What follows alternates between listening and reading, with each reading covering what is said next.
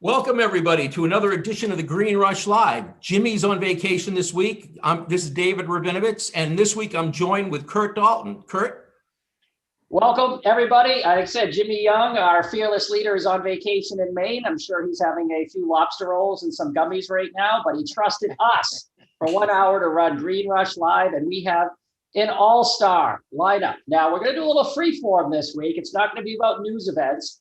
The theme of this show is March 1st, 2022, cannabis legalization happens in America, whether it's through Joe Biden, a vote, we know it's coming, the moment happens, and we want to get some industry experts' opinion on what are you doing 3 months leading up, 2 months leading up, and the day it happens. So we have a great panel to start. We have more guests joining us, but let's kick it right off with the legend himself, who's already been through legalization in his country, and also has millions of dollars invested in Canada and the US for this moment. Bruce Linton, what are you doing to get ready for federal legalization? So, Curt, it's really, to me, it's not about the bang, it's about the echo. And what I mean by that is, as a non-American, I appreciate the mega unbelievable influence on a global perspective that the US has. And so while everybody rushes to open a store, a door, a grow, whatever, I'm actually trying to figure out who's going to follow. Is France going to be a quick follower? Where else is this going to go? Because the infrastructure is so actively created already. Like, you know, we look around the US, the MSOs are going to consolidate their capabilities. They may ship cross borders or whatever, but the equivalent doesn't exist in most geographies. And so I'm looking for the echo. And the reason is sometimes the echo actually has more opportunity. And so it's kind of a weird thing, but what three countries will most actively respond to, react to, and create a similar system to the US after it's okay there? I don't know. You go to France, they don't sound like they're saying the same language, but man, oh man, they're watching the same movies, wearing the same clothes. They're very connected. Could that be the influence? Will it be somewhere in South America? Will it be who knows where? But that's my reaction. And before I introduce the other guests, let me just ask you, you've seen it happen in Canada. You had billions bet literally on what you did there. Any look back on Canada, you're saying with the stuff you're doing in Michigan and in the US, saying, oh, I learned this in the last 2 years. Now I'm not going to repeat that mistake or do something different in America? Well, it's just, if you're not first, you're last. And so being first is going to be very hard in the US when that happens. And that doesn't mean it's not easy to be first in other geographies. So like when I think about what Canada did with medical in Iraq, you know who was second? Germany. Germany was the most active creator of a medical system, which was super rational. And I would suspect if not for COVID, there would have been a serious evolution of that platform in Germany, which would have influenced all of Europe. But it's very hard to have a public policy debate about why you should do a better job when you're actually having a public policy debate about like, how do we get inoculations up and how do we not have people dying? So I just, when I look at this stuff, I think it's the next place is your best opportunity unless you're the major incumbent. Gotcha. Now it actually leads me right to Deb Borchardt of the Green Market Report has joined us. If you're not familiar with Deb's work, think CNBC, only for cannabis. Deb, Bruce just hinted on something about what falls after the US, and I was going to ask you coming right on. Will legalization March 1st making up a date? Are we going to see massive M&A, massive mergers? Is this when BlackRock and Goldman money will get the go-ahead to come into the industry, or is something else going to unfold in your opinion? I think it's going to be tremendously disruptive in many ways. I think the whole question will be whether that legalization factor or form that we see actually does include the federal status. You know, is it going to be one of these things where it kind of gets watered down, but it isn't, it's still kind of federally illegal? Or are we going to go the full Monty and have that? If we're going to go the full Monty and have full legalization where we know the banks are not going to get in trouble, then it's going to be really game on. And I think you're going to see a lot of changes. I think you'll see a lot of stocks uplist from the OTC, even though it will be more expensive for them to list on the NYSE or the NASDAQ. You're going to definitely see a bunch of that. I think you might even see a lot of them shut down their Canadian stocks. They might not see any need to have that anymore. So that could certainly, to Bruce's point, you could see an echo affecting the exchanges up in Canada. I think you'll also see a lot of disruption on the banking side. So now the banks that weren't wanting to do this business are going to start to really start to elbow each other over who wants this business. I think they're going to be fairly selective and only want the big players. Otherwise, it's just not going to be worth their trouble. And then I think we'll also see a lot of consolidation. I think that at that point, maybe you'll see the big banks looking at some of these smaller retail point of sale companies or some of these transaction processing companies that are in cannabis right now and try to gobble them up. So I think we'll start to see a bunch of that. And then we'll see the smaller companies that couldn't compete. They're probably going to go under. So it's going to be certainly very disruptive within the industry as people start to adapt to the new landscape of having these businesses come in. I mean, all of a sudden, if you're able to have Visa and MasterCard process transactions, that's game changing for a lot of the entrepreneurial companies that sprang up. And then it's game changing for websites and things like that. Bruce, Debra's implying Canada's had its day. The moment's behind them. What do you think? Well, I think she's not wrong because public policy was bold about allowing adult access, and then it was Canada's how very Canadian, creating phenomenal research, intellectual property. It was kind of changed packaging. It was more under than was under rack, and so regrettably, it's sort of like very Canadian to say, "I'm sorry, I'm in the lead. Could you please take over?" And so I think the only thing the exchanges have done to mitigate the risk is they've made it super costly to leave. So you're driving smart on the front. You're bubbling up a little bit. Are you moving now?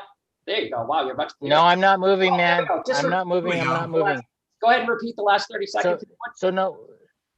So what I found, Canadian exchanges, one of the things they did to mitigate the potential risk is they made it easy to join, hard to leave. So they may stay, but I think Canada's kind of it's a good place to be. Like it's a good place to be from. We got you garbled up, buddy. I'm sorry. I think the Canadian telecoms need some work today. I know. You must be. Yeah, I apologize. I promised my best. I was traveling, so I'm going to hand it off only to say, is it Curt? Thank goodness, because the world's ready to go to the next. We're not getting you, buddy. I'm sorry. We'll have to retouch base or get a better connection if you can. I know you're busy. Curt, I also think what we'll start to see as well is a lot of new financial instruments. I think that we'll start to see cannabis funds popping up. We already have some exchange traded funds, but we'll start to see cannabis mutual funds. We'll start to see a lot of products in the financial instrument side that were not able to go out there. So that will be another side effect. I was actually, that led to my next question. If we don't see the M&A and we don't see the massive mergers, don't we see a massive upswing in stock prices just from so-and-so's marijuana spider, so-and-so's marijuana ETF? You have to buy a certain market cap and you have to buy so much of a share. It's going to be a real rising tide when BlackRock has their, again, marijuana ETF and Fidelity has their, marijuana fund. So that's what you might see happen as well? Absolutely. You're going to have different portfolios that, to your point, now when the money starts to come in, they have to go out and gobble things up. And we definitely saw that, as you pointed out, in Canada with the Horizons. Those Horizons ETF grew substantially. I mean, they're, crossing the $1 billion mark for assets under management. That money has to go somewhere. It's got to buy something. And that starts to drive up the prices as you've got that demand for those stocks. Gotcha. Let me introduce my ace in the hole here, my superstar, Jocelyn Sheltraw from headset. People outside the industry who might be watching this show might not know what headset does. So go ahead and give us a little bit about what you do, and I'm going to ask you some questions. Cool. Yeah. So we are a cannabis data and analytics company, and we provide a couple different pieces of software to retailers, brands, people who are wanting to follow the market. So we're analyzing all this point of sale data in real time, and then we can report on trends. So for me, I'm based in California, and we're doing reads on 13 different markets throughout the US and Canada. And so I'm closely watching what's going on in each market and very boots on the ground and understanding how the supply chain works, what that brand ecosystem is like. And so it's really fascinating to watch all the data and watch these trends shifting in real time, how people are consuming cannabis, new products coming on the market. This is happening so quick. I've been in the industry for 3 years, and it's incredible how fast this is changing. And then once you get into each market and understand kind of how does that supply chain work and really what is it like being a brand or retailer in that market, it kind of helps me bring the data to life even more. So happy to kind of share any perspectives from what I'm seeing in California and beyond. Perfect, because that's what I wanted to lead into. We're sitting here making Super Bowl predictions, what's going to happen, pie in the sky. Let me ask you, as someone that looks at this data in 13 markets, seeing it growing as it is, what happens? Let's say there's a Biden announcement, he's on board, we're going to get this done. What do you predict? We'll see in the data, obviously more sales, I'm guessing. But then the day it happens, March 2nd, what do you anticipate? Are we looking at hundreds of % increases in sales, or what would you guess is going to happen if we have a legalization date set? You know, this is obviously very hard to answer, and especially because every market is so different, but sales obviously are going to continue to grow. By what percentage, I don't know. I will say when we were looking at the growth rates of last year versus this year, we have seen things stabilize a little bit more. It's not as high of growth rates as last year. And that's interesting to think about because obviously we're seeing so many more consumers be familiar with cannabis. And so you would think sales are just growing, exponentially month over month. But I think what happens is that, this is an incredibly challenging industry to be a part of. It is not easy to be a brand or a retailer, any part of this industry really. But what I think is going to start to happen is that we're going to have more retail licensing. Like I'll speak to California for a moment. California, 2/3 of California haven't voted in retail licensing yet. So we have a state of 40+ million people, and we have a little over 750 open and operating, brick and mortar stores. So what I anticipate is going to happen is many more cities are going to come online. And this is not just in California, this is throughout the country. So we'll see more retail licensing, which is going to contribute to increasing sales overall. We're going to see the brand landscape grow. We're going to see more and more brands. We've got 1,000+ of them at this point in a market like California. So we'll see all of that expand out, and that's all going to increase sales overall.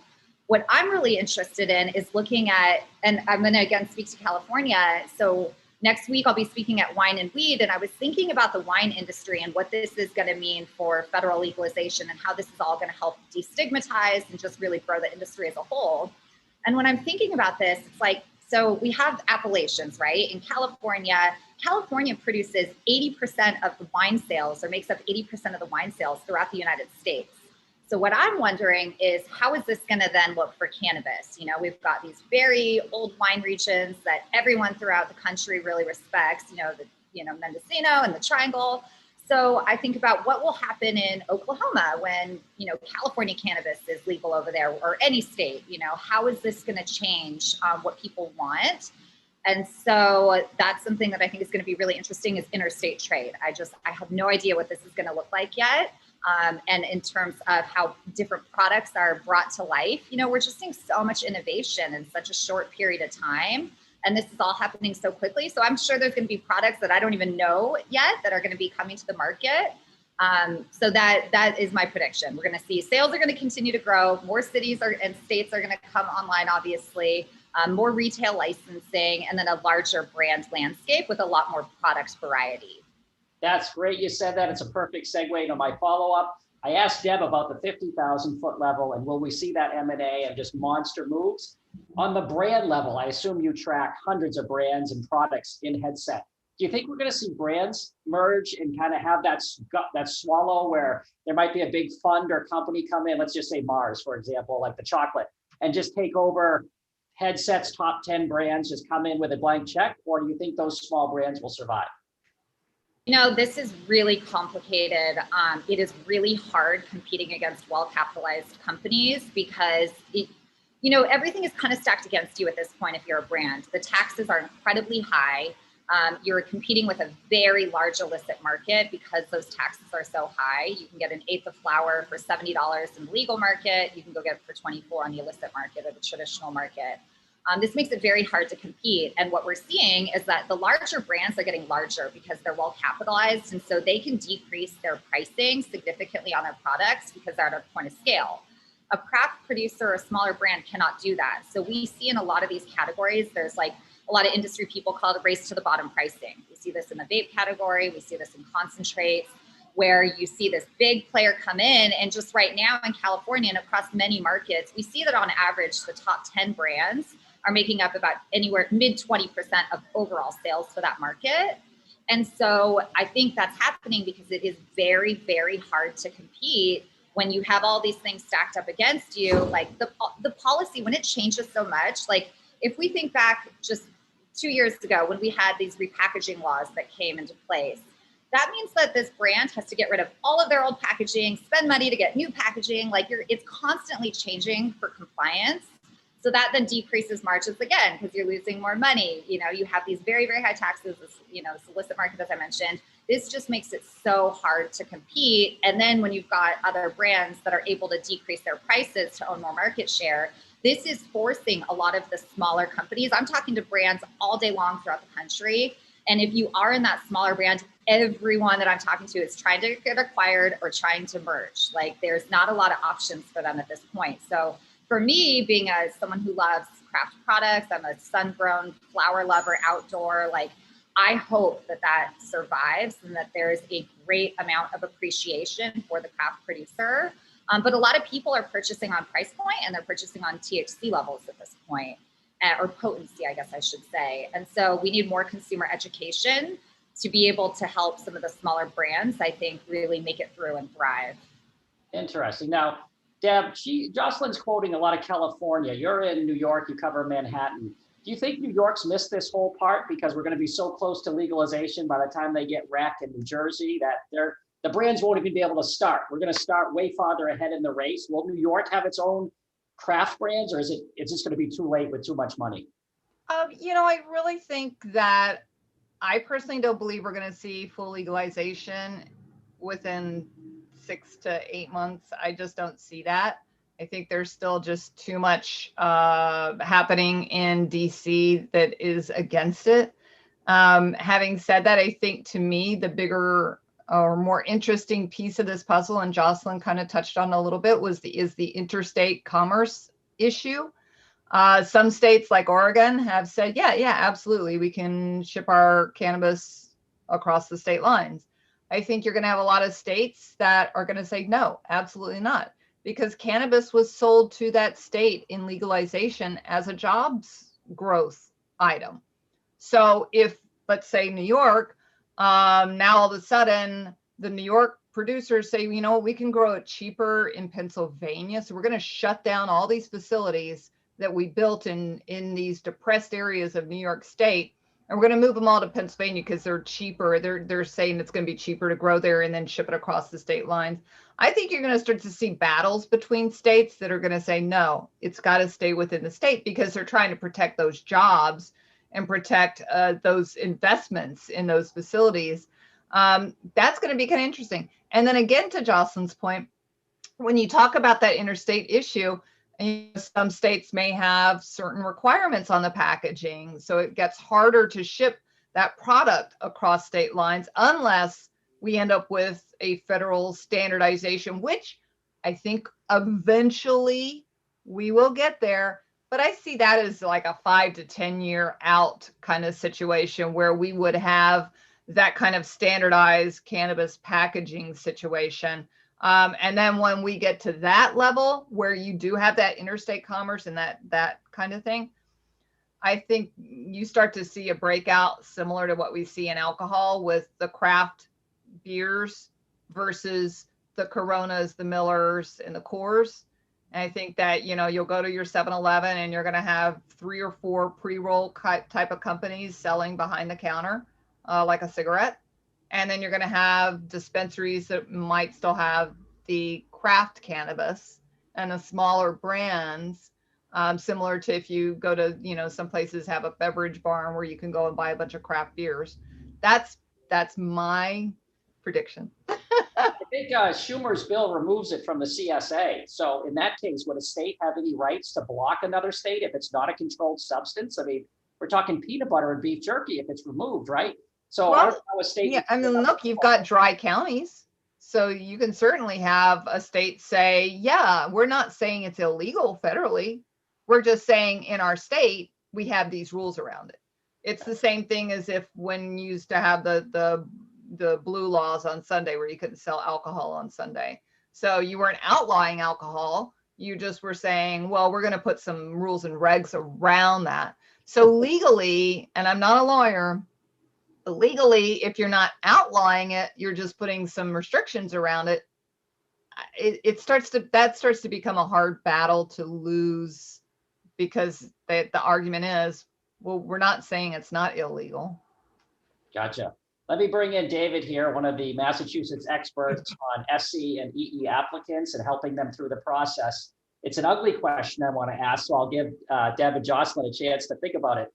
Are we going to see SC and EE just blown off the map with full legalization? Is the temptation for so much money coming in so quick? There'll be there'll be 1 or 2 cases that get publicized, but our SC, social equity and economic empowerment programs, are they going to get pushed aside when the money just rolls in, David? Well, let's go back to your question. You said, are they going to get blown off the map? So that already presupposes they're on the map. And if anybody who's up in the Boston market saw the Chronicle piece last night, they interviewed some folks from the Cannabis Control Commission, and they said, gee, there's like 900 licenses out there, and there's only 16%. And I think it was a very low number are SCs, right? They're not getting a lot of traction. And hopefully New Jersey and New York are going to do a better job of it. And then Pennsylvania and Connecticut when they follow in.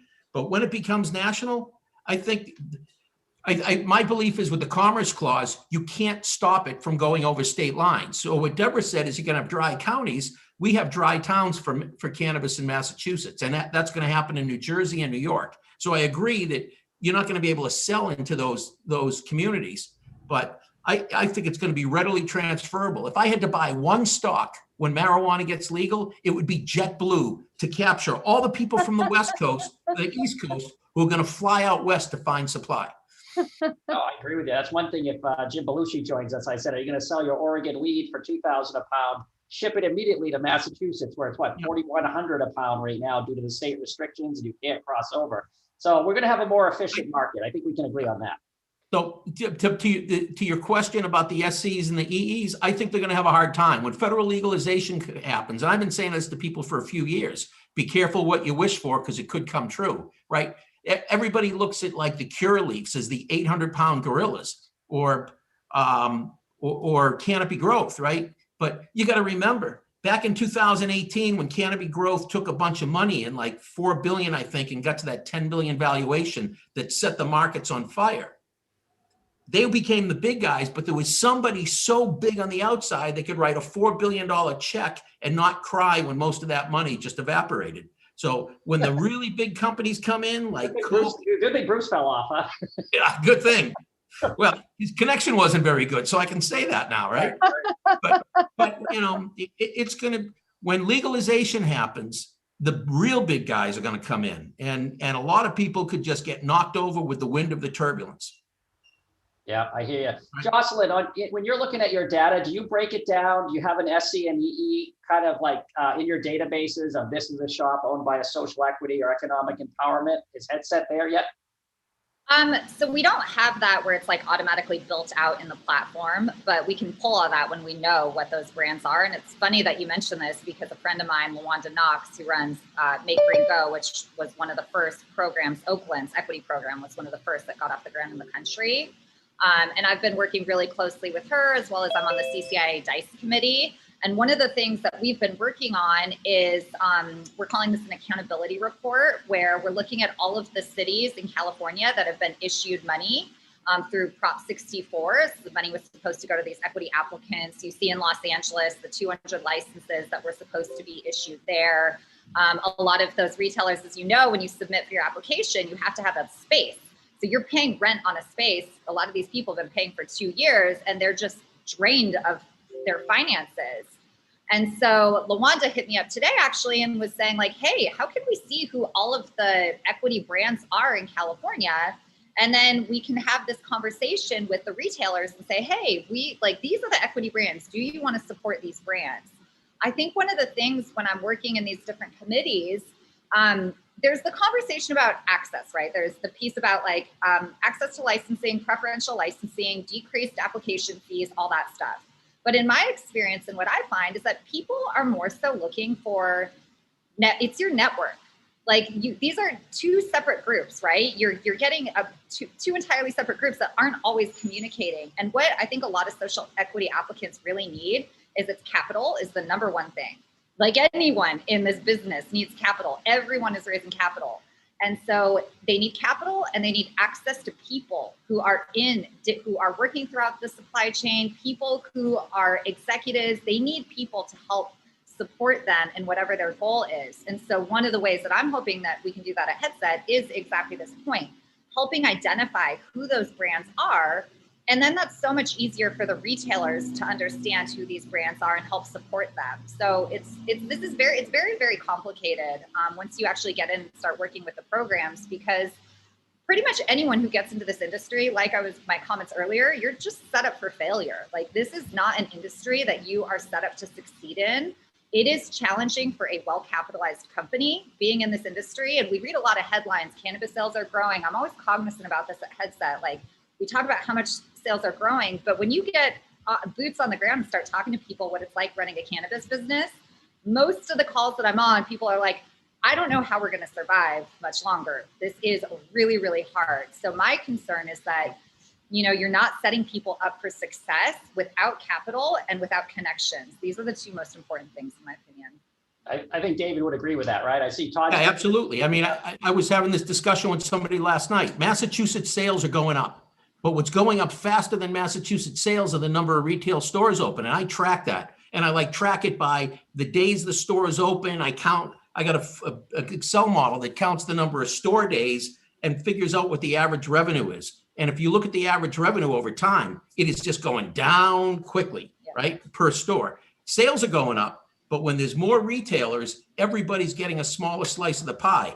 And what people don't get, we've just started home delivery, and there's all kinds of stories in the news about Boston. And I talk to so many people and they're all geared up. I want to be delivering in Boston. I look at them and I say, do you understand there's going to be 54 stores in the city? It may be great now because we've only got a few open. But when all these stores open up, it's going to be a much different market. And I'm looking at people who are, we're going to do 13 million, 17 million. You're going to be lucky to do 4 or 5 million when all the stores are open. The pie's only so big, unless of course we start. David, if I could just add on to this, because what's been so interesting, look at Oregon. Oregon is a great use case of this. Oregon is a state of 4 million people. They have the same amount of stores that we do in California for 40 plus million people. So it's and then I look at the numbers of how much the average brand and retailer is making in Oregon. That's why they need interstate trade, because it's very hard having a profitable business, or I shouldn't say profitable, but making a fair amount of money when there is just an oversaturation of licenses on all fronts. And one of the things that Oregon is trying to do now, they had a moratorium. They ended the licensing because there were so many licenses. And so a lot of the producers came together because the OLCC, the Oregon Liquor and Control Board, who issues the licenses, is going to end that moratorium. So they're going to allow more licenses to come to market. Well, a lot of these producers are coming together and they're saying, no, we cannot have this. We're not making enough money as it is. We've got so many dispensaries. We've got so many brands. It's not beneficial to the market to have such an open policy. So states need to learn from each other and see what actually works for licensing, or just do we want to have this type of model? And how successful are the businesses within that model? To David's point, it's just more stores doesn't always mean the best thing. It's, you got to play, there's a fine balance here, I think. No, and going back, Curt, to something you said a little bit earlier when you were asking Debra about the M&A, I think there'll be a lot of M&A activity, but it's going to be above a certain level and in certain markets. I don't think you're going to see much M&A activity in Oregon. There's too many licenses. Same with Oklahoma. Massachusetts, we got a limited amount of licenses. Great market for M&A, but you can only own 3 licenses in a class, right? So if you're an MSO, you're probably already in Massachusetts, and likely you're up to your 3 license cap anyway. So then it's going to become all the money's going to go into politics to get them to lift the license classes. Gotcha. I see Todd, you've joined us. We can't see you or hear you, but once you get your camera set up, here he comes. I'm Todd, here. How you doing? Good. Welcome to the show. Go ahead and introduce Thank you. yourself. Tell everybody what you do. So my name is Todd Sullivan with Cannapreneur Partners. We both operate cannabis assets here in Massachusetts, and we are actively funding other entrepreneurs as they're bringing their assets to market, both here, and then we're looking currently in New York and New Jersey for other opportunities. Oh, Hey, Todd, talk a little bit about the fund you're raising, because I think Debra will be interested to hear that. Yeah, so we have a $25 million debt fund that we're raising. We're securing it with some dispensary assets. It's going to, the nice thing about it is it has a convertibility feature. So we're allowing the investors in the debt fund the ability after 3 years to convert into specific dispensary assets. So we have a lot of debt holders who want to actually own part of a dispensary, but we're going to give them 3 years to kind of look at the economics of the dispensary and make an educated decision whether they want to convert some or all of their debt holdings into an equity holding in that dispensary after 3 years. Do you have regulatory issues with that as far as ownership within? Well, it's in the documents that, obviously anyone who wants to convert has to be approved by the CCC and approved under regulators, and there can't be anything that would preclude them from having a ownership interest in a dispensary or extraction or cultivation asset, whatever it may be. Todd, as you're making your bets now, and let's say we do go to March 1st and we have full legalization to make up. Yeah. What does Cannapreneur Partners kind of see as the best asset classes to be waiting on or invested in for the moment federal legalization happens? I like retail. I want to be Starbucks, not a coffee grower. I think cultivation is great now in a lot of these newly emerging states, but when federal legalization comes, assuming we have interstate commerce, I'll never grow as cheaply here in the Northeast as they will in sunny California. So, and given the amount of money it takes to build some quality indoor cultivations in the Northeast, I think that some of that might be stranded money in a few years, especially if we were to pop forward to legalization the next, 2 or 3. I doubt it's going to happen, but if it did, I think that's going to be a tough one. And I love the extraction and manufacturing business. I think edibles and tinctures, and I think the drink business will take over the world at some point in time. I could not have enough money invested in the drink business. I think it's going to just blow the doors off what people think it's going to. Inconspicuous consumption is going to be the way to go. I don't see a scenario where soccer moms sit on the sidelines and vape or light up a joint, but I absolutely do see them taking a mint or putting a little tincture in their coffee. And, the same thing holds for dads at the side of a basketball game. They're just not going to do it. Right. So, and I don't think anyone's ever going to allow smoking inside most venues. So I think that business, while small right now, I think as more and more people come into this market, that's where they're going to want to go.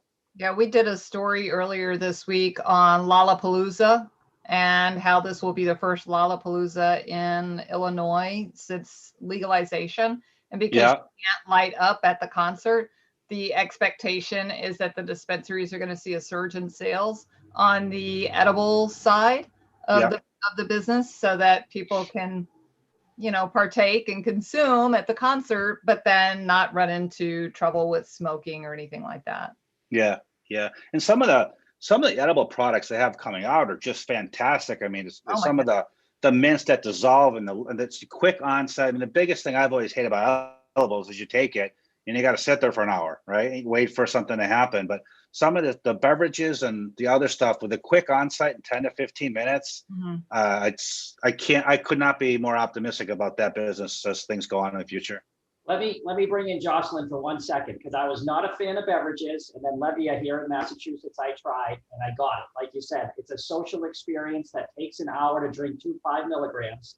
I still have a beef with the cost per milligram on the beverages, which obviously will come down as we get more factories. It's just expensive compared to other forms to ingest. My thing, and you're a perfect person to ask, Jocelyn, why are liquid beverages in California and Colorado have had them for 3 to 5 years such a small percentage? Is it the quality? Why has that not taken off yet in states that have had it? Yes. Okay. So there's several things that are going into this. So number one, consumer education. So people don't, people are still learning about beverages. So to Todd's point, we're seeing more moms, we're seeing more women. But more than that, I think it's the relationship, the distribution. It's the relationship from the brand to the retailer. So a lot of these dispensaries, it's very limited shelf space. And so when you think about the price point of a beverage versus them being able to use that shelf space for a concentrate that's going to sell for $70. And then you think about distribution. You know, you talk to a lot of the distributors and they're like, hey, our team doesn't want to carry these 50-pound boxes, these really heavy boxes. They want to carry a lightweight box of flour. The dispensaries themselves, like I said, they're like not wanting to put that shelf space. And they're like, well, who's going to purchase the fridge? People aren't asking for beverages enough. So it's on all sides of it. There's just complexity with beverages. And so, you know, we're very excited about beverages as a whole at Headset. I think it's been much slower than we all anticipated. Just across all the markets we're tracking, beverages make up 1 to 2% of overall sales in that market. And it's continuing to grow. We're seeing a lot more innovation there. But that's the other piece of it. I think beverages are just now starting to taste better. You know, and that's something that we're seeing with, you know, leaders like Can and the packaging and all of that stuff is just happening so quickly. So now we see these emulsion companies like Vertosa or Source Technology. They're really innovating on the taste and making these taste much better. People have the perception of like, oh, cannabis beverages, to Todd's point earlier, like you don't know what the experience is. They didn't used to taste great. So it's on so many different sides of the supply chain, from the customer to the retailer to the distributor to the brand, that all has to be working together to really get the category as a whole to drive sales. Yeah. It's probably the most complicated category I see.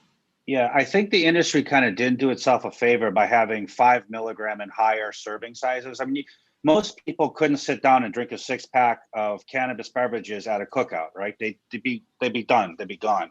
But you can have a 6-pack of beer over a few hours at a cookout and have that social experience. So I've seen a lot of 2 milligrams and type containers coming out, and those are very popular because you can bring those to a cookout. You could drink 4 or 5 of them, have a nice mellow experience, but not get stoned to the point where you're the guy in the corner passed out in a chair. So I think that wasn't always the case, because there's nothing wrong with that guy. Just get it out there. You know, just a few years ago, it's like in Washington, California, it was the higher THC percentages were in beverage. You would see 100 milligrams in one beverage. So you'd have to space that out over multiple days. And so, we've seen a complete shift into low dose. Yeah, I would agree that the original products tasted like bong water. They were just, you couldn't even. Nothing wrong with that either. Let's keep going. Oh, come on. I've officially never drank bong water. Bong and drinks that skanky bong water. That stuff's nasty. That is just, and that's what those products originally. Not judgmental over here. Let's not throw stones, Deb. They were just nasty. And then they started to get to where they understood how to get, you know, where you had a little essence of the weed taste, but not this like overpowering, like you're drinking liquid dirt. So now the products are, and then again, the packaging is really nice. And to your point, Todd, some of those original products, they were just so high in milligrams of THC. If I tried one, I would only take a couple of sips because I'm a bit of a lightweight. There was no way I could do a 30 milligram drink that was only this big. Like I would be on the floor. I couldn't do that. Yeah. Now that they're ruining the social aspect. They're mirroring that alcohol experience, like you said. And here's another kind of interesting thing on the beverage side that obviously they can't market, but they're finding that a lot of alcoholics are really drawn to the cannabis beverages because they have that emotional, social aspect of drinking, but they're not introducing the alcohol into their body, which is where their addiction is. Mm-hmm. Very interesting kind of thing happening with that crowd. And obviously you're not going to market cannabis drinks to alcoholics, but they have certainly found their way there. And I think that's very promising, you know, for people that struggle with alcohol addiction.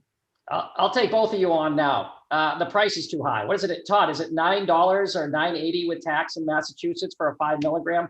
Price per milligram. I've seen some for $7. I think I saw the Botanist had some for $7 here. Not to plug anyone specifically, but yeah, it's too expensive. But that's the function of in mass is they can't keep them on the shelves. So right now, demand is outstripping supply, and they could probably charge $8, $9 for them, and people would buy them at this point. So as we get more producers, more product on the shelves, I think that the price will invariably come down. I mean, we're building our dispensaries with glass, with refrigerated displays right in the front counter. So you're going to walk in, the first thing you're going to see is this glass display full of chilled drinks. I'm just very. Doesn't your theory though about the soccer mom play in here, where they're going to look at a $9, you know, it's like $40 for 4 or whatever it comes to with tax, and say, wait, these little tinctures I can just add to my current drink, you know, a little couple squirts, much lower price per milligram. Will that be the evolution, or will people like to buy? This price has to come down. It's just got. It has to come down. It's going to come down. It'll come down. It's all supply and demand right now, and right now, it's too unbalanced the one way. So, gotcha. Let me jump real quick over to the Safe Banking Act. I want to ask Deb about this because at first, when Chuck Schumer rolled it out, Cory Booker had said he's going to hold. He's not going to push. He's going to block it until we get full, you know, SE and EE stuff built in. And then we actually did an article that said, "Why? There's no one you're competing against. There's no reason to block that. You're not hurting anyone but us." And then he backed off a little bit and said, "No, I'm not saying I'm going to block the Safe Banking Act. I just want SE and EE stuff in there." Deb, are we going to see a combo bill, a separate bill, or how do you think this is going to unfold? Let's pretend it's March. Does safe banking get through and the other one doesn't, or how are they going to do this? I think we have a better chance of the Banking Act coming through. Although I did see something a little interesting just now, that I guess one of the proponents of the Safe Banking Act is now saying, well, if people are getting welfare checks, they can't, you know, take their welfare check and spend it at a dispensary, which I thought was kind of interesting, that they are already starting to put some handcuffs around that. But I think that the banking has a better potential of getting passed. But even then, it's gotten so partisan with passing things. Even the Republicans that normally would be all in favor of that seem to be going party line, despite what their constituents want. So even that, I don't think is you know, a sure thing. Jocelyn, is there a movement in California? Like, is there a vibe that's pushing for, whether it's the Schumer's version, the safe banking, or what are you looking for out of a California industry right now? You know, it's a very divisive. People have very strong opinions on this. I just wonder sometimes why rush this? It seems so, like, do we even really know what cannabis is yet? What this industry is yet? Like, this is like, do we really know what it means to push this so quickly? Like, do we know enough? Or look at just how it's operating on a state level right now. This is just so complex, and just so I meet a lot of people with that same perspective of, this is going to become even more about big business. And a lot of these producers who have been in the industry for, decades, I think they're more of that mindset of like, this is going to become a very big business at that point. Like, are you sure that that's what we want? Are you sure that we're ready for this? And so I'm sort of more of that camp. Like, I don't know. Is this going to be a good thing for the industry yet? I don't know. I think David hit the nail on the head with saying, be careful what you wish for, because, when that does happen, like I was saying, you're going to have 4 companies that have all the distribution into Circle K and Walmart and the big box stores. And then everybody else is going to be trying to capture the little bits and pieces at the bottom. It's going to be tough. And I think you're going to start to have a hard time with these dispensaries. If somebody can go and pick up some pre-rolls at, when they're picking up some, putting gas in their car, are they going to make a special trip to the dispensary? I think the loyal cannabis consumer will absolutely do that. But your average Joe, the ones that drink, Coors and think it's great beer, We're not judging them either.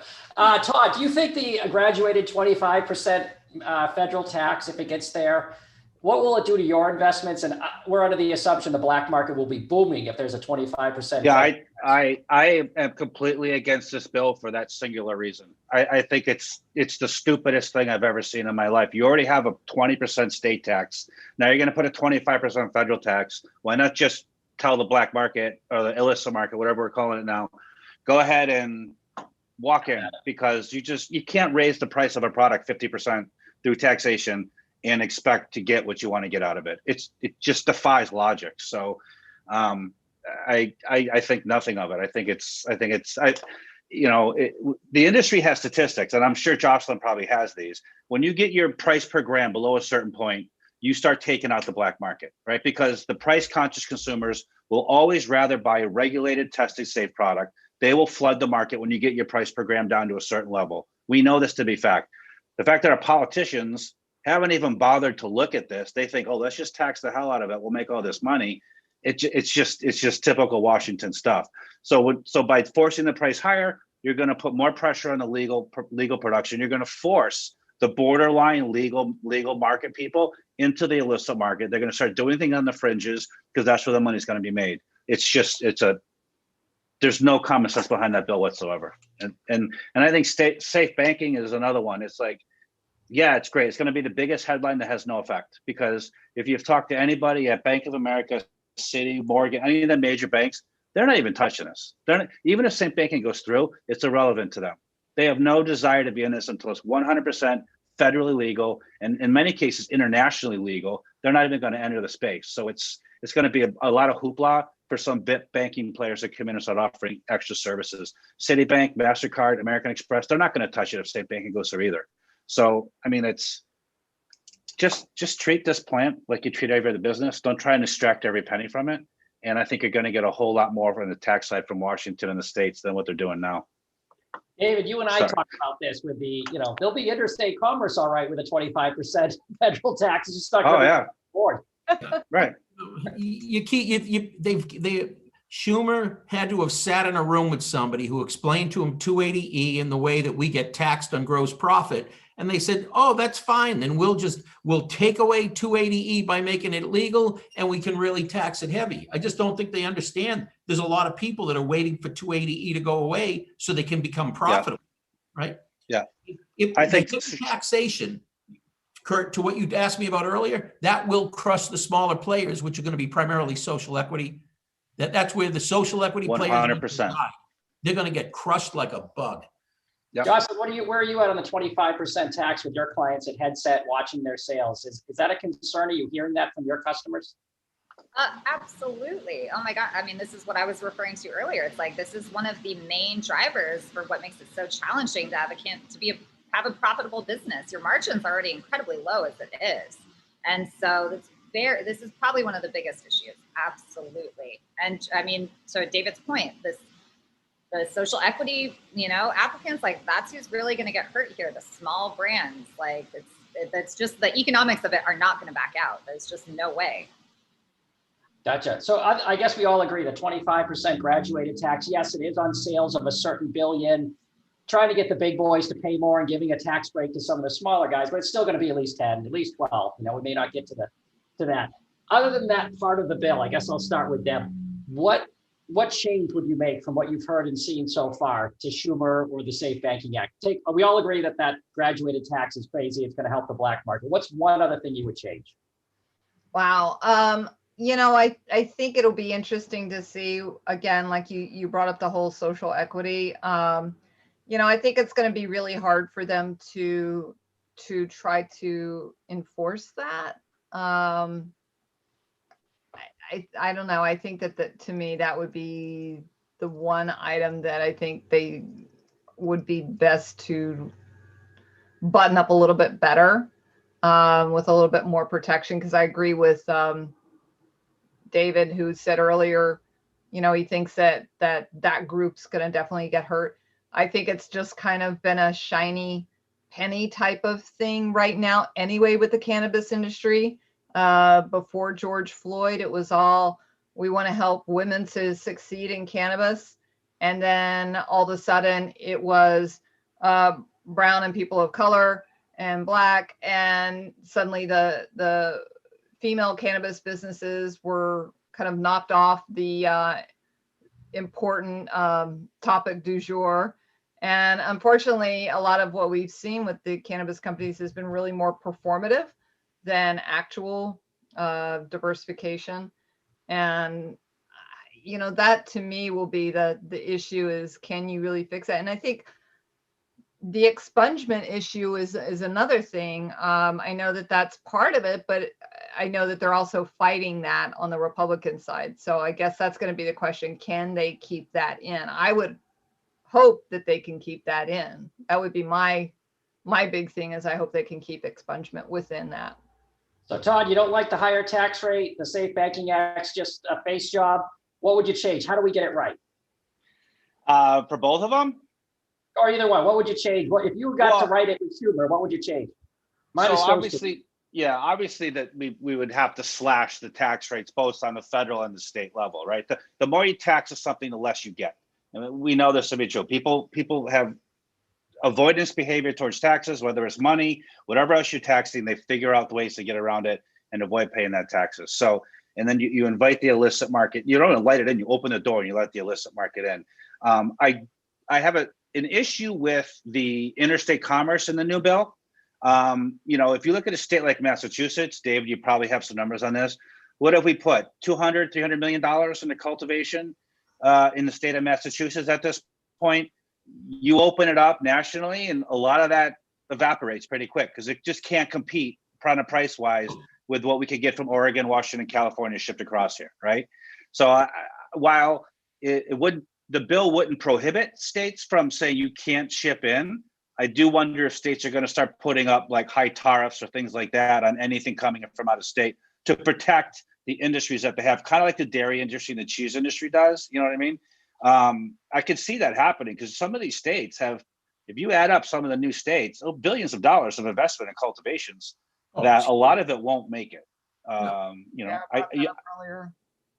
So there's need to be the states are going to want some protections for their individual, especially Massachusetts, for what they've built and what they have going here, what they've created. They're not going to want to see any bill come in and take that out. And as far as safe banking goes, if you don't legalize the plant and make it federally legal in all aspects and decriminalize and all that stuff, the Safe Banking Act makes no sense. It's just something for the politicians. Oh, look what we did. We did safe banking. Thank God. Even this bill, Schumer clearly doesn't have the votes in his own party to pass any legislation to legalize it. And he's been getting a lot of heat because he promised it's been about a year before the thing. He promised he was going to bring something to the floor. I think he's just throwing a bunch of stuff against the wall right now and inviting comment from people because he has we have people making laws in their 60s and 70s who still believe cannabis is a gateway drug and you can overdose on it. So, and we also have a group of people who aren't willing to take a look at the data that the industry has, the data that, Jocelyn and Debra, your groups. Yep. What? That headset has. Yeah, I mean, the data's there. Go look at it and go find it and see what's actually happening. See what happens when you legalize this plant in your state, right? Opioid deaths drop. But we could go through a litany of things that happen. And they're putting politics and party ahead of pragmatism and people, 100% across the board. And until that changes, you're going to get stuff like this. This bill doesn't have a chance in hell of passing. I don't think he's serious about it. I honestly think it's going to be an election issue next year for the midterms. Next summer, we get really serious about this. We start putting stuff and making people take sides and vote on it because we have an election coming up and we either want to take the house or keep the house, whatever side of the aisle you're on. I think this is just, something to do for the next 6 to 8 months until we get to that point. And Todd's right on the Safe Banking Act. All the major banks have said that it won't change things for them. So doesn't matter. Doesn't matter. The only thing it will help are the banks that are currently doing it right now. But anyway, I'm going to have to sign off. Thank you, Deb. Thanks for having me, Curt. Thank you so much. And it was great seeing you, Jocelyn and David and Todd. Nice to meet you, Debra. Great to meet you, Debra. Go ahead, David. How do we fix this? You had something to say. Oh, I was just going to make a side comment. Jocelyn, you're out in California. Do you know what human composting is? Have you heard about that? No. So a young lady from New Hampshire, got a degree in architecture, went out to Washington State, founded something in, I think, 2014 called the Urban Death Project. And she really got into how we dispose of bodies. And she started a company called Recompose. There's already a couple of people who've copied it. Human composting is, instead of burying the body, which when you research it is horrific for the environment, we dump 800,000 gallons a year of formaldehyde into bodies, put them in the ground, and then to protect the ground, we have to put in all these concrete liners. So with I wouldn't even say the theory, because they're doing it now, is you put the body in a vessel with some wood chips, alfalfa sprouts, a little bit of nitrogen, and in 4 weeks, you've gone back to being dirt. It's really cool, right? No, not the same carbon impact as like cremation. So my theory is these indoor grow houses we have in Massachusetts are absolutely stunning and beautiful. I mean, the floors in some of those facilities look nicer than the floor in my garage. And the walls are just, because I remember the first time I was in one, all decked out.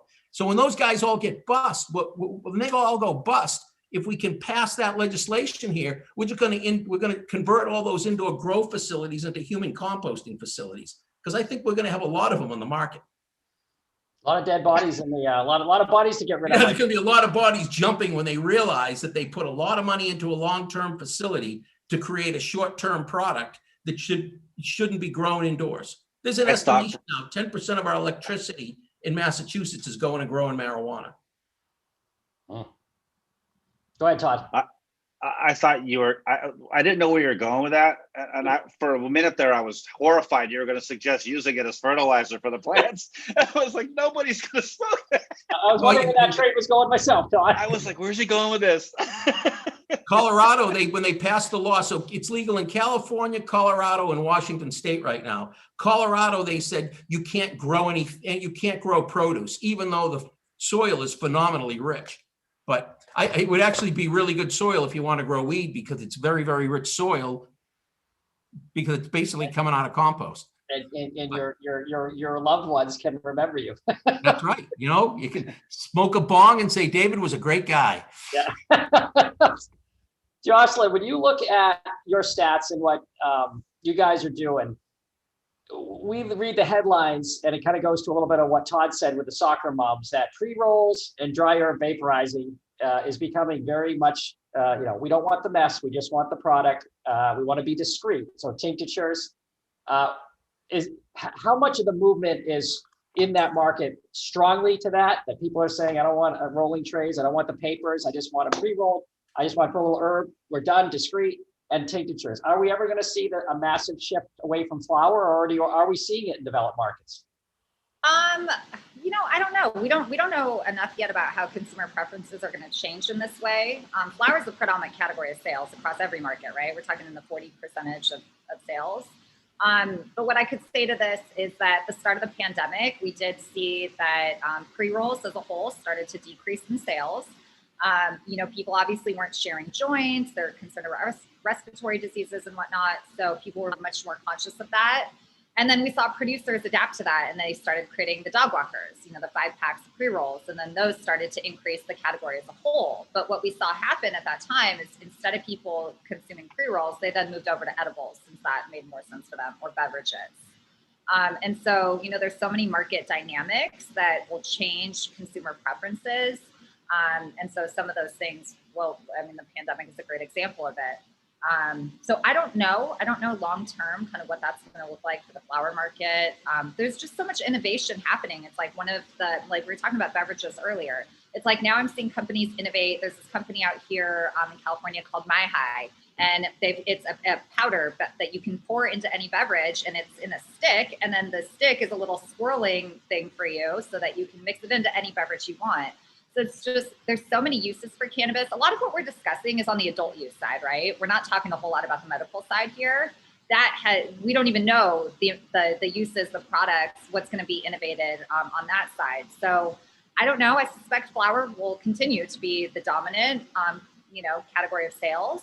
But we do see interesting trends, like women, they don't want to roll joints as much, right? So we see more women purchasing pre-rolls. So yeah, I'm not sure. I suspect it'll decrease slightly, but I think it'll still remain the dominant category. I think women are going to drive it. I think women are about little over 1/3 of cannabis buyers right now versus almost 80% of everything else in the house.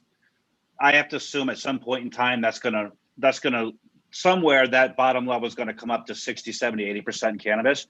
And I believe women are by far the largest purchasers of edibles.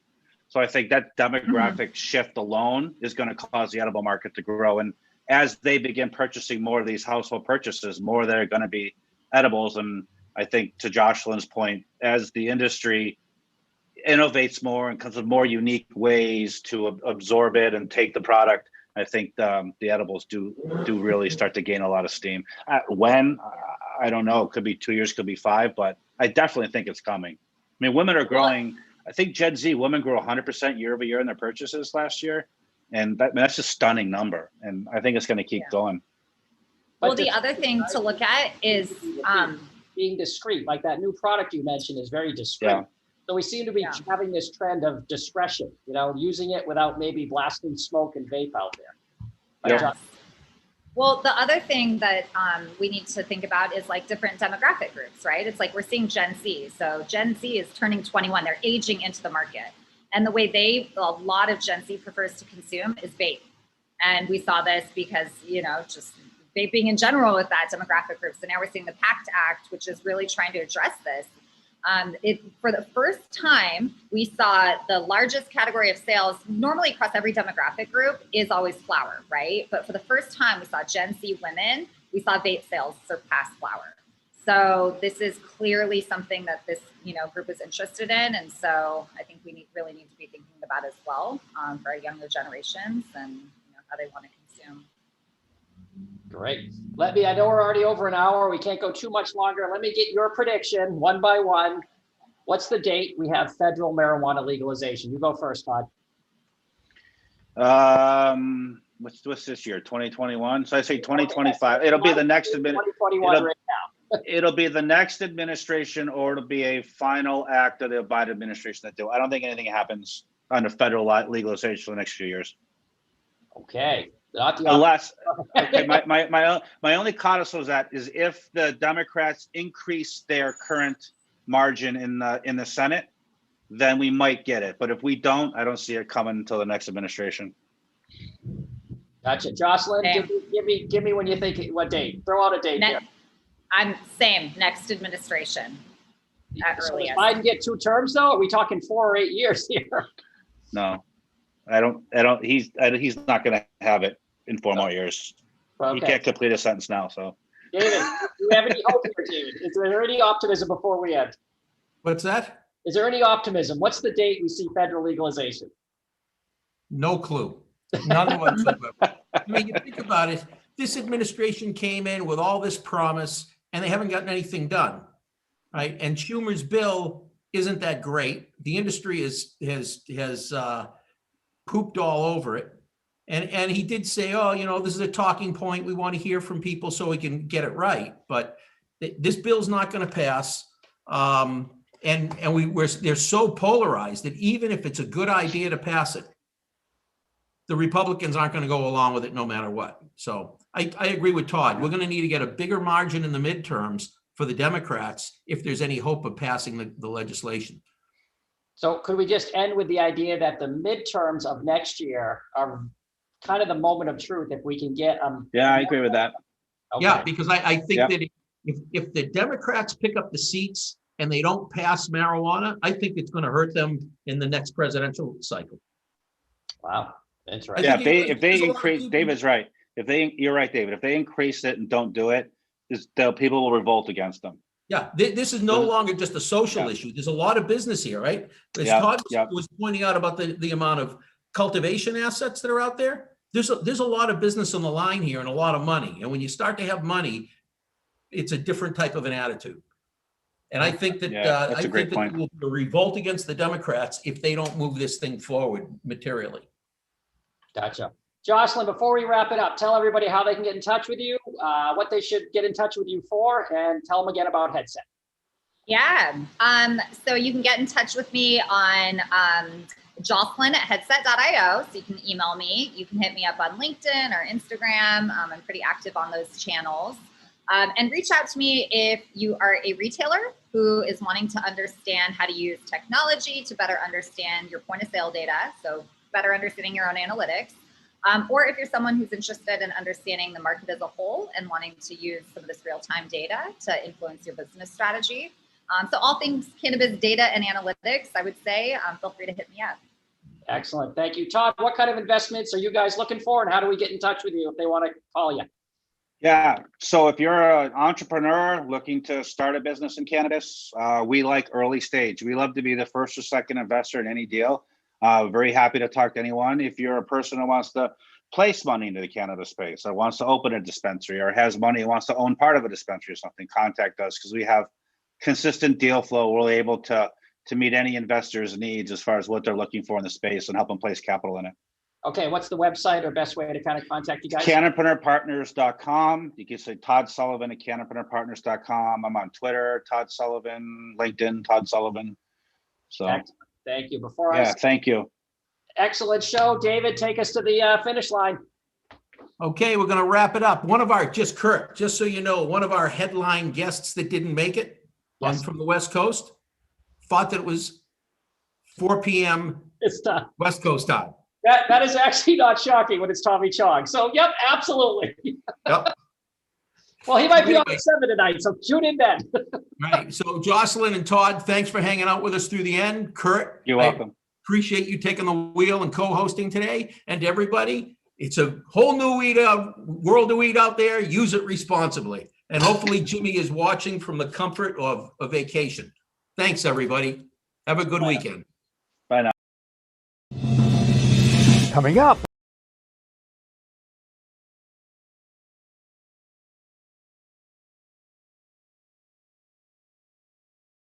Week, while the Senate COA bill continues to be picked apart. Illinois opens the first social cannabis club, but it's 5 hours south of Chicago. Ohio starts its legal initiative with the movement towards the ballot box, perhaps. Plus, it's a celebration of the life of Jerry Garcia during days between for the benefit of the Rex Foundation. We hear from their executive director on We Talk News next. Pro Cannabis Media Programming and PCM TV is supported by Revolutionary Clinics, Massachusetts' #1 medical dispensary where the patient comes first, and by Salient Systems for Video Surveillance. You've got regulations, Salient has solutions for your security needs. And by Accounting Buds, your #1 CPA specialist for the cannabis industry.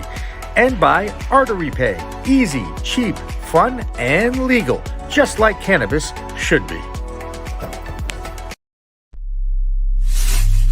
We are Pro Cannabis Media.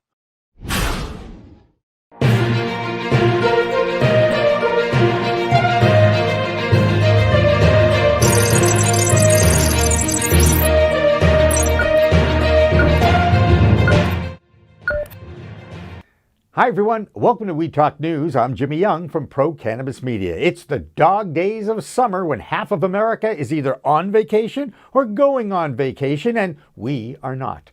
First up, the latest from the legalization movement in Washington, D.C.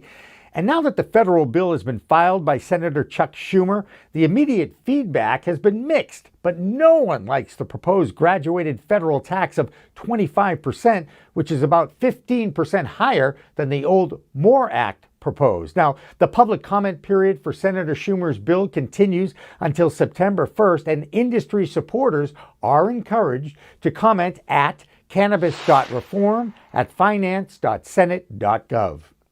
The U.S. House has picked up the reform cause and will vote on a measure that will stop the federal government from prosecuting cannabis businesses in legal states. With more from our nation's capital, here's Vote Pro podcast Phil Adams with our D.C. report. Phil? Hi, I'm Phil Adams from Vote Pro Podcast, here with the We Talk News D.C. report. The House of Representatives will once again vote on a measure to protect state cannabis programs from federal interference. The House Rules Committee attached a bipartisan amendment to a spending legislation expanding on an existing rider that currently bars the Justice Department from interfering in the implementation of state medical cannabis laws. That more limited rider has been renewed annually since 2014.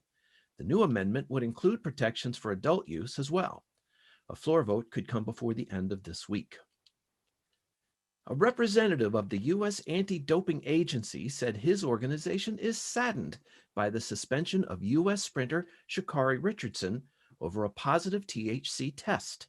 Speaking before a hearing on international sports, two-time Olympic gold medalist and emeritus chair of the U.S. ADA, Edwin Moses, told a federal commission that this situation was, quote, one of the most heartbreaking cases that we've had this year.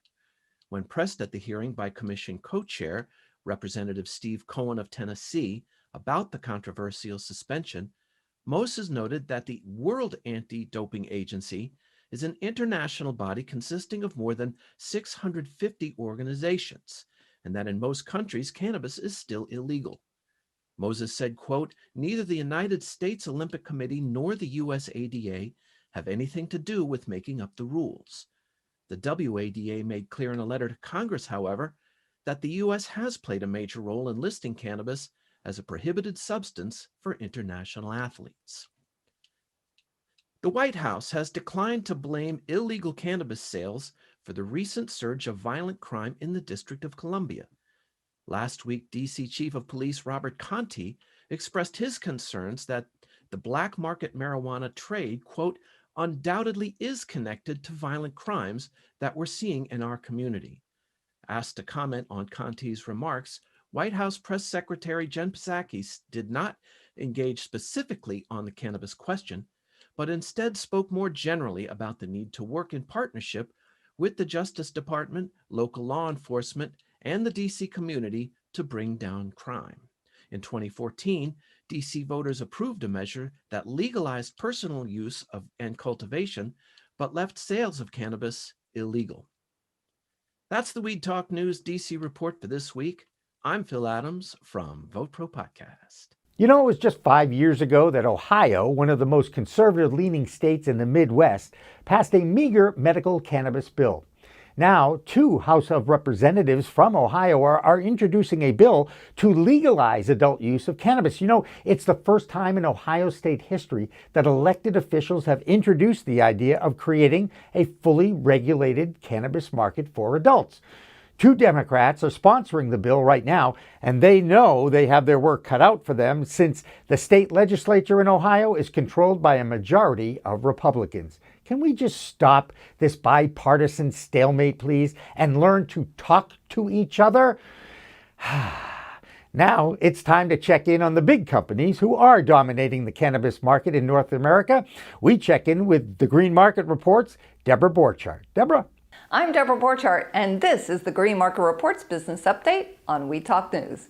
It was a big week for Turning Point Brands, who reported that their sales increased 16% to $122 million in the second quarter. This was a nice beat. It was bigger than the revenue estimate of $106 million, and their net income increased by 49% to $15 million.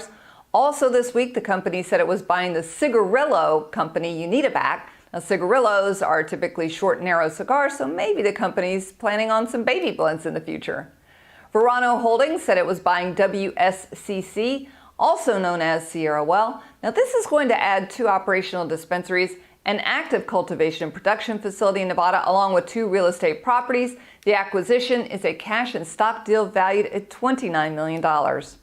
Finally, Tilray reported its net revenue increased 25% to $142 million. Not too shabby, except analysts expected the revenue to be much higher at $163 million, so it was a big miss. Investors, though, were pretty happy with the results as the stock traded higher by almost 10% on that day. And those are your big headlines this week. I'm Debra Borchardt with the Green Market Report for We Talk News. We now want to welcome a new correspondent and an old friend to our Weed Talk News family of Cannacasters, the Emerald Media Group's founder, Christina Di Giovanni. She'll be keeping an eye on the Empire State and the emerging New York cannabis market. Christina? I'm Christina Di Giovanni from Emerald Media Group, reporting for Weed Talk News. In New York, Governor Cuomo is getting some flack for his lack of a rollout with the adult use program. People are saying he is just taking way too long in this process, but the truth is the Senate is out. And until they come back into session, we cannot elect an executive director for the program. So we just got to hang tight, folks, until that happens. But places like upstate New York and Westchester are actually very active in starting to expunge people's records. The district attorney received the green light from the state to go ahead and remove records that include low-level cannabis crimes, any bench warrants. You're out of here. Don't worry about it anymore. Places like the Bronx have already started this program, and other areas like Queens are looking to do the same.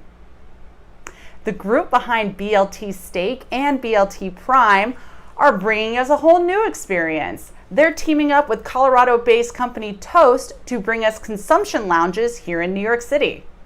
I'm Christina DiGiovanni from Emerald Media Group, reporting for Weed Talk News. Our Illinois Cannacaster, Margot Vaselli, is off this week, but there are two items from her state we'd like to share. One is the opening of the first cannabis social club in Illinois. The Luna Lounge is located 5 hours south of Chicago in a town called Cesar. Now, customers will pay a $4.20 entry fee, and then they can partake with their own weed, buy CBD, pipes, rolling papers, and even rent a bong. Yes, you can rent a bong there. There is no alcohol allowed, and the lounge will provide bands, comics, board games, and it really sounds like a pretty good time out. The local mayor there, he shares that feedback has been overly positive, and even though he admits he does not partake, he will show up like he does at every new business in his town to show his support. Now, remember that federal lawsuit that a Michigan dispensary named Sozo brought against Illinois Governor Pritzker about 2 weeks ago? Well, Sozo dropped that lawsuit, and now those social equity licenses can be awarded in a lottery this week in Illinois. There are 185 business licenses up for grabs for that social equity community, but who wins those licenses won't be announced until after one more court hearing on August 9th. No state makes it easy for prospects to open a cannabis business, unless, of course, you're from Oklahoma. Rich Thompson is not from either of those Midwest states, but he is from Michigan, and he files his weekly report on that state's cannabis scene. Rick? Well, this is the Michigan Report with Rick Thompson for Weed Talk News. Let's get started. HGS Hydro has 6 stores in Michigan already, and a 7th one will be open before the end of the year. And that makes them the 3rd largest chain of hydro stores in the United States, according to Green Market Report. But all that is in the past because they just got gobbled up by Grow Generation. Now that operation is the undisputed industry leader with 65 stores nationwide and 14 in Michigan. HGS had about $50 million in 2020 revenue and was started in 2015. The stores being transferred include Shelby Township, Southfield, Sterling Heights, Hazel Park, Walled Lake, Albion, and Imlay City.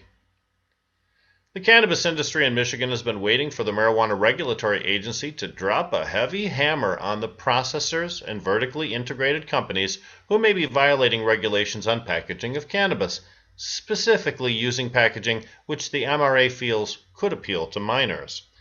During an interview with Director Brisboe last month, he suggested the MRA had been accommodating to cannabis companies during the pandemic, but the candy cops were going to be on the job once again. He reiterated that sentiment during a speech made at the Michigan Cannabis Industries Association summer annual event held at Shanty Creek Resort last week. Rumors on social media suggest not only a crackdown on kid-friendly images and bright colors on packages of cannabis products, but the MRA might also dictate the types of medibles sold too, eliminating such popular items as nerd ropes and gummy products. Pundits in the industry expected to see a bulletin from the MRA released at the beginning of this week. So far, no word yet from the regulatory agency. And there's strife in Las Vegas this week as officials penalize some vendors at the Champs trade show for selling Delta-8 THC in violation of Nevada law. It was first reported by The Blacklist on Instagram that DEA agents were conducting raids, but a statement from Champs and the venue dispute this. The Blacklist has since updated their post, and an article in the Weed blog has also been updated to reflect no DEA presence. I have people on the ground at Champs, and they tell me booths were searched by venue security guards and some vendors were ejected from the trade show for violating rules. Champs is the continent's premier showplace for glass artists and vendors, and the show continues on. When Champs comes to Vegas, it truly is the single biggest collection of blowers and suckers in North America. And that's it for the Michigan Report with Rick Thompson for Weed Talk News. The state of Maine is starting to reap the benefits of being called vacation land since they opened up their legal adult use sale of cannabis a few months ago. It was in June, of course, that the state set a new sales record by surpassing the previous month's sales records of May by over $1 million. The total, $6,470,936 of weed was sold in Maine last month, and over $29 million since the state opened their cannabis business. Now let's head over to Vermont with our green nurse over there, Jocelyn Dolan. Jocelyn? Thanks, Jimmy. I'm Jocelyn Dolan from Nurse Grown Organics and Vermont Cannabis Nurses, and this is the Weed Talk News Vermont Report.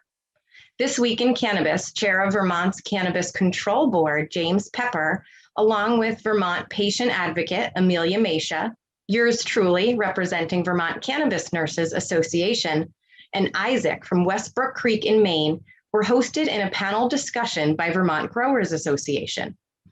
The event discussed the emerging adult use market's impact on the state's medical program, what changes Vermont can make to improve access and affordability for patients, and what Vermont can learn from the Maine medical program as we move forward.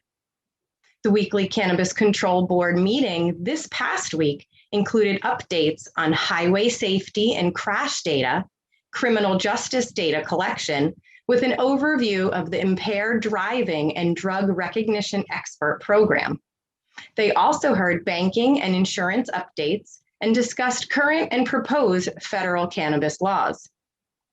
On a lighter note, from the team that brings you the Pipe Classic, the world's first and longest running international pipe making competition, comes the first ever Cyber Pipe Showdown, a coast-to-coast, no-holds-barred battle between pipe making's most titanic talents and its rising stars.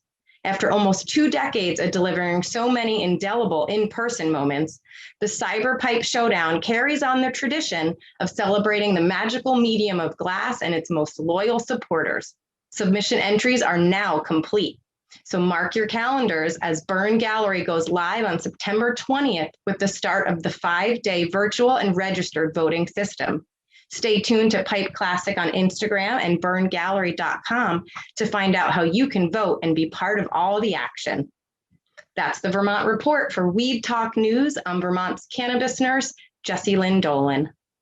Now it's time for the Massachusetts Report, and there seems to be a new dispensary opening every week in the Bay State.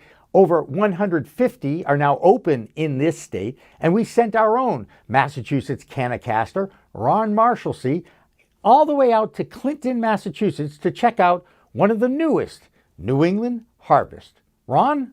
I'm Ron Marshalsea with the Massachusetts Cannabis Report for Weed Talk News. Yesterday, I was able to chat with Kristen Petrie of New England Harvest, a new recreational dispensary in Clinton, Massachusetts. Kristen and the entire team of people she worked with went through all the obstacles to be able to open their doors. And even though those obstacles can sometimes be daunting, they had no doubt that this day would finally come. Welcome to New England Harvest. Can I get your ID? So we just opened our doors 2 weeks ago, but before that there was a lot of regulation that we have to go through, but we're pretty proud of getting through the process. I wouldn't be here if we didn't think it was actually going to happen. There's definitely, moments of like, oh, like we have to do that now too. And so, there's stumbling blocks and hurdles the whole way, but there was never a point that we were worried. Clinton itself has been just fantastic and has embraced us and is embracing cannabis overall. That's one thing that's been really nice about this industry is even other cannabis dispensaries have been really good and really open with us, so we've had a lot of resources. We are retail right now. We're going to be medical probably the end of this month, which is very exciting for us. But I would say the biggest differentiator is our staff. The plant that didn't get as much life to grow, but it's still taxed at the same level Our staff is amazing. They're great at giving advice. They know their product really, really well, and they're just impressive all over. So I adore our staff. I think they're the reason why anybody should come here. But we have exceedingly competitive pricing, excellent parking, excellent location. There is a little bit of competition in Clinton. There's another organization that's opening, but we actually have a great relationship with them. There's plenty of people who like cannabis in this area, so I think there's going to be plenty of business for both of us. New England Harvest intends to use the majority of their new space as a growing facility in the future, and they also plan to be able to serve medical patients by the end of the month. Their storefront is open daily from 9 a.m. to 8 p.m. and is located at 89 Parker Street in Clinton. That's this week's Massachusetts Cannabis Report. For Weed Talk News, I'm Ron Marshallsea. Now it's time for a report from the Garden State. That's New Jersey, and our favorite cannabis advocate and reporter, Tara Massoud-Sargente, was at an event and files this report. Tara? Hi, I'm Tara Massoud from Blazing Bakery. Usually for Weed Talk News, today I'm here at a live event, NJ Cannabis Insider Live, and I have a very special guest who always has the inside track on what's going on in New Jersey, Enrique Lavin. He is the editor of the cannabis portion of NJ.com, and he puts out a weekly that is the who's who, power players of everything cannabis, and the inside track on all things legalization and licensing. And right now we are at a great event. Enrique, thank you so much for putting this on. Tell us about NJ Cannabis Insider. Tell us what you think about everything crazy going on in New Jersey in like 30 seconds. Sure. Well, the craziest thing is that we haven't had an event since March 2020. This is our first one since then, so it's kind of a homecoming for everybody. Tara in person. And the idea for these things is to supplement what we do with our reporting. So every week we come out with a weekly report of what's going on in government, what's going on with CRC, what's going on with industry leaders like the Cannabis Business Association, and so on. And really right now the conversation is with towns. Towns are going to open their doors to cannabis, we're going to ban it. We recently surveyed municipalities, the state to see where they stand. We have answers from 200 of them. A majority are still saying no. We're hearing that cities talking about no. We're hearing about Patterson talking about no, even though they have these issues already. So this is the key conversation right now. It's going to happen until August 21st. Now, quick question, but do you think we're going to see that change, that they're opting out under the guise of the leading municipalities, and then after because they could always opt back in, do you think we're going to see a lot of people start coming on board and changing their minds? I'm hearing from people who are working closely with towns that it's a steep climb, that they're not bluffing, that they are really just saying, we just want one, we have one, we don't need any more. And the folks who are in front of the councils and mayors saying, you're going to miss out. You already have something, how can you not build off of it? So it is a sharp conversation. We know that because there's not a lot of information out there, it's a complicated conversation to have. We know everybody who's watching and hearing this knows that cannabis is just got a lot of stigmatizing behind it. It's got the reefer madness and still in communities. And so that continues to be steep.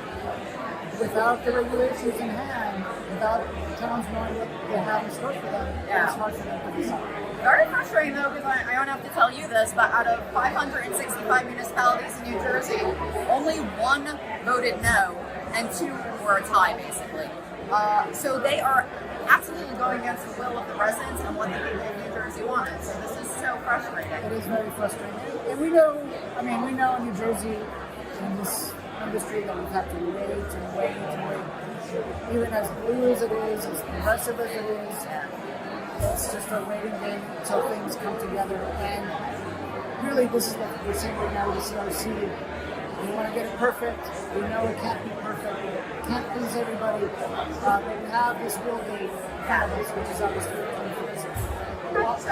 well, events like this help. They raise education. They raise the comfortability and help normalize cannabis on a larger scale.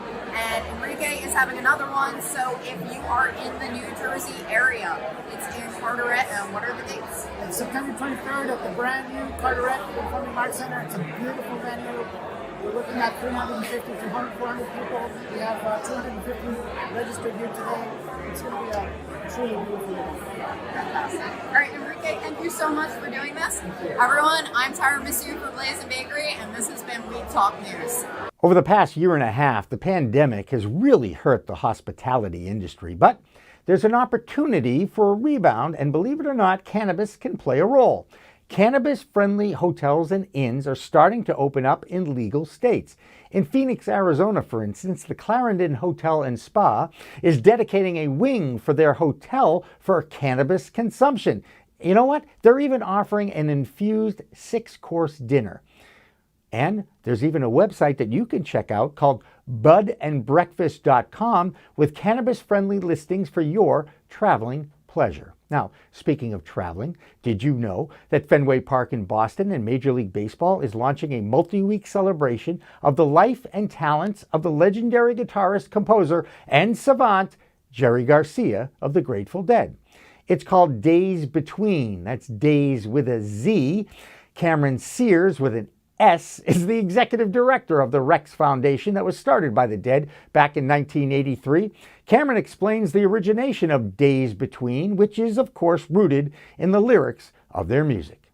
Days Between was a song that Hunter and Jerry wrote, one of the last ones that they wrote. And the Days Between has come to be known for the period of time between Jerry's birth and his death. It's about 9 days. He was born on August 1st. He died on August 9th. And now the Deadheads and the community at large has kind of created a bookend kind of thing. And so, you know, we celebrate Jerry because Rex Foundation was really he was one of the principal movers to make that happen. All the band was very motivated to do it, but he in particular really wanted to do it. And it's been a great journey. You know, Rex Foundation has given away close to $10 million and over 1,300 grants, and has continued. You know, it's been almost 25 years since Jerry passed, and Rex Foundation is going strong. So I think that speaks to his vision, and I think it speaks to the power of the community as well. A sense of community and giving back was always part of the Dead's legacy and mantra that started in the 1960s in the Bay Area of California, known as the San Francisco Sound. It's been often stated, but you know, the Grateful Dead's first concert as the Grateful Dead was actually a benefit concert that Bill Graham put together for the San Francisco Meme Troupe. So over time, the band, you know, grew up in this milieu of the San Francisco Haight-Ashbury. Everybody was helping everybody. You know, if the airplane needed an amp for a gig, they got an amp from the band, vice versa. It was all one communal experiment, essentially. And as such, you know, the Haight-Ashbury Free Medical Clinic was getting started up. There was, you know, legal advice for people who had run away from home or were avoiding the draft. All these things needed support. You know, the Black Panthers needed support. They did that, you know, whatever it was. And so over time, the requests didn't abate, they grew, and it did become a little burdensome because the challenge was, how do you choose? You know, are we going to cure blindness or smallpox? Are we going to save a river, or are we going to put music in schools? So the notion became to start the Rex Foundation, and then we would control how the money that was raised was dispersed. Right. And we decided that the best way to approach that was giving small incremental grants of none greater than $10,000 to groups that had annual budgets of less than $1 million. Right. So that we knew that that money was hitting people directly, right at the street level, and that the likelihood that that was going to go right into programmatic elements was greatly increased. Check out daysbetween.com to find out where and when Days Between events are coming to your area, either in person or virtually. What a long, strange trip it's been. That will do it for another edition of Weed Talk News. I'm Jimmy Young. Remember, it's a whole new world of weed out there. Use it responsibly. Weed Talk and In the Weeds are two productions of Pro Cannabis Media supported by Revolutionary Clinics, one of the top medical cannabis dispensaries in the Massachusetts area, now with 3 locations in Greater Boston, 2 in Cambridge and 1 on Broadway in Somerville. Rev Clinics has a patient-first mission. They will customize your needs as a medical patient with the proper titration and combination of strains, flavors, and products. Rev Clinics, where the patient comes first.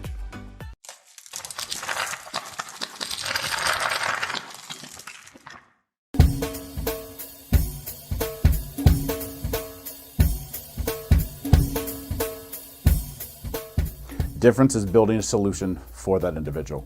Not just a custom, here's a box, here's a video, here's how you make your VMS. We custom design and custom build every situation for exactly what the customer needs. And we keep the cost low. We have multiple tiers, as far as what you're looking at on the cost side of things. If you want a one-time, where you just pay one initial cost, we have that. If you want to maintain your system and have the highest protection and highest capabilities and highest upgrades at all times, we have different plans for you. But we scale it so it's scalable and affordable 100%.